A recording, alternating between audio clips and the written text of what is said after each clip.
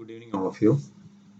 Today I'll be taking an example, a simple example, and show you how to do a regression analysis and find whether that model is a good model for you or you have to go for another model. So these are the steps that I'll be telling. So I have got a data in Excel file. Okay, this data is population per square mile in different years. Okay, so this one is X1 and this is Y1. So first I have to copy this data to our Excel, from Excel to our R. So this is a command for that, and now we have got the data in our X1 Y1 variable. Okay. So if you type, you can see this data is stored in that. So X1 Y1 dollar, you can see both the columns has come. Okay, so this is how we have copied previously also. So now what we have to do, we have to make a model of that. First let us plot this and see. Plot simple command, use a simple plot command, and then x1 y1 dollar x1 comma x1 y1 dollar y1. Okay, I'm just plotting. So this is a plot of that. So in the x-axis you have got the years, and the y-axis you have got the population. Okay, how it is increased. Okay, so this is a simple plot command. So now what you have to do next one, you have to make a model out of it. Okay, so first let us try the linear model. Okay, so I'm going to store that result in the linear model on x1 y1. Okay, so this is the variable I'm using. So now use the command lm.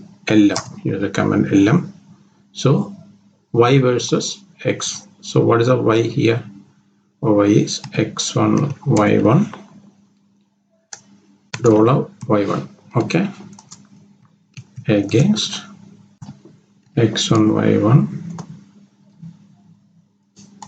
dollar x1. Okay, we made a model. Okay, we made a linear model, regression model. Okay, so now we can see what is in there. Okay, so as I told before, you got an intercept and then a coefficient for the x. So now what will be the equation here? Y1 equal to 0.3009 into x1 plus minus 544.0672. This will be the equation. So let us load that model into our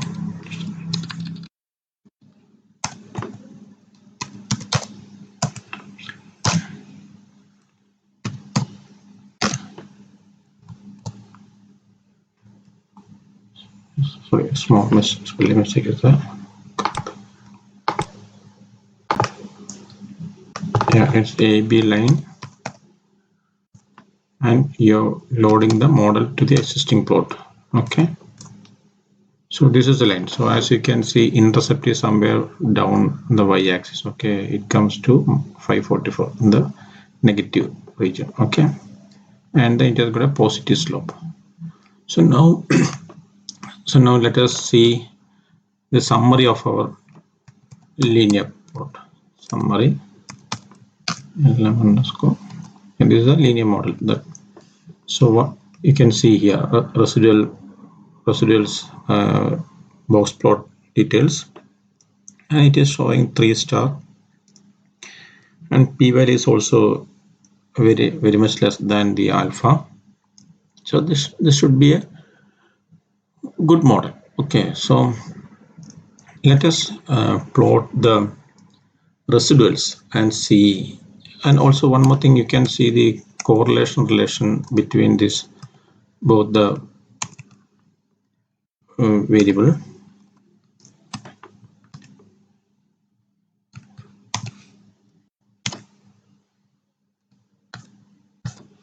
has got a good correlation, 0.94. Okay, so our R value is 88%, R square value is 88%, the coefficient of determination. So 88% of the data is fitting a model. So one more test is there. So regarding that, you can see more help in this link regarding the residual plot. So it tells no pattern should come. If we make a residual plot, no pattern should come. So let us see that. Okay, so I'm just going to plot the residual plot lm dollar residuals. Okay. See one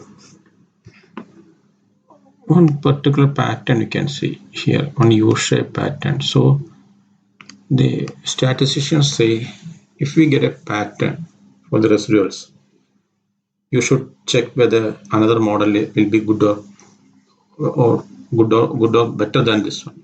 Okay, so as you can see in the previous when we plotted, okay, you can see this may be a exponential curve. Okay, so an exponential plot may be a good suit for this. Okay, and one more check is there. I have read in the papers. You can plot the box plot of the residuals,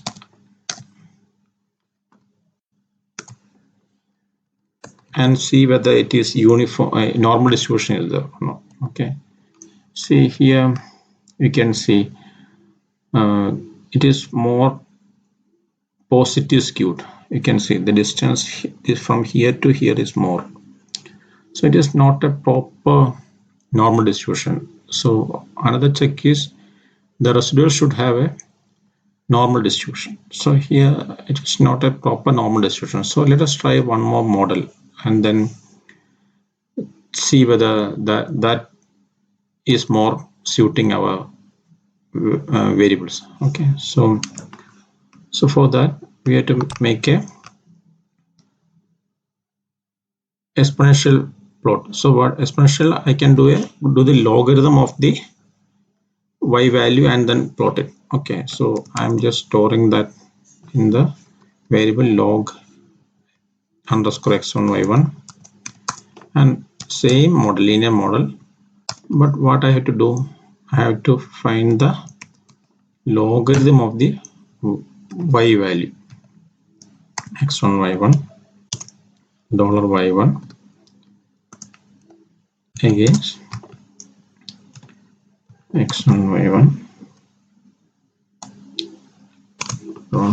See why I am typing this dollars and getting is, then there will not be any error, spelling mistake or anything. It will not come, because if what you type is correct, only this, when you type dollar sign it will come. That's why I'm using this strategy instead of giving the command data equal to. Okay, and then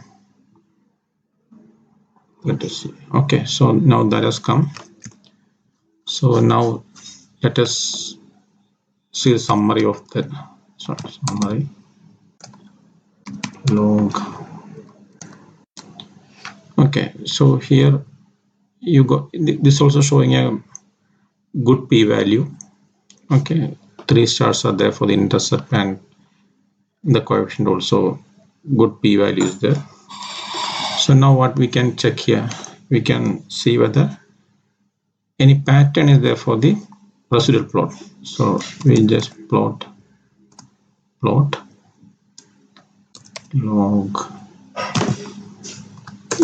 this is our model now, residuals. Okay, see, you can see now there's no specific pattern, so we can go with this model. That's what the statisticians say. Since there is no pattern for the residuals, we plotted for the residuals, there's no pattern, specific pattern, it is random, up and down is coming, so we can go with that. So we will just check for the box plot and see whether it is a normal distribution or not.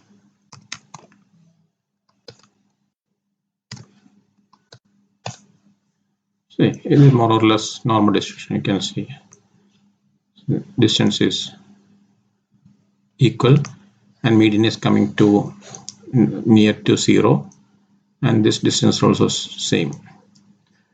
So we see this exponential plot is much better than the linear model.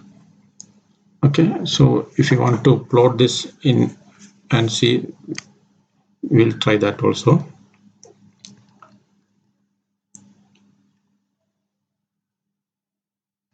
We have to plot x value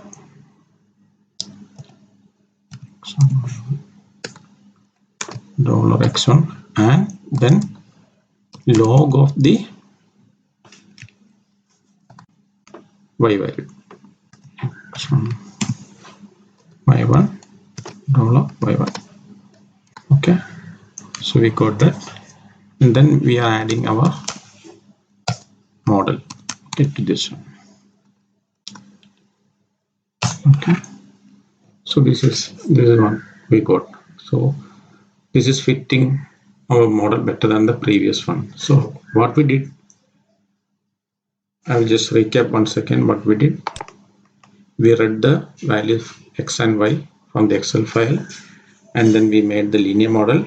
We analyzed that, and then we made the residual plot. We found a pattern. So we thought, let us make another model. So that model, what we did is that we made the exponential plot. For the exponential plot, what we did the reverse. We found the logarithm of the y, and then we plotted that against the x, and then we made the exponential model, and then we plotted the residual plot, and then we found that there is no pattern in the residual plot. So that is a good model for us, and also the box plot of the residuals had normal distribution compared to the previous one. So this is one method how. So what is the conclusion here? Conclusion is exponential model that you can see from the figure also. When I plotted before, it was a exponential curve. That's why this is fitting this model more than the linear model. I hope it is clear. So one more thing I told, using a Boxplot, you can find whether your distribution is having a normal distribution or not. If it is having equal distance in the interquartile range, I'll tell about. So this is the Q3 median Q2. So Q3 minus Q1. This is the Q1. This is the Q3. So this distance is called the interquartile range. So if this is equal, it will be having a normal distribution. Okay, so here our model residual plot is having residual Boxplot is having a normal distribution. So conclusion is, in this data, from the data we copied this one, this is having a better exponential model. Okay, thank you for hearing. Thank you very much.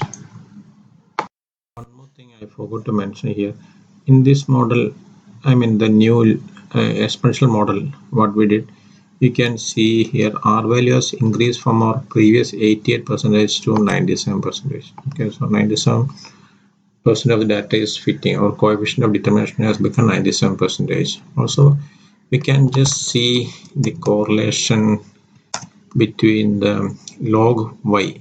Okay, x1 y1 $x1 comma log of x1 y1 $y1. Okay, and it has become 98%. Okay, so I just forgot to mention this. Okay, thank you.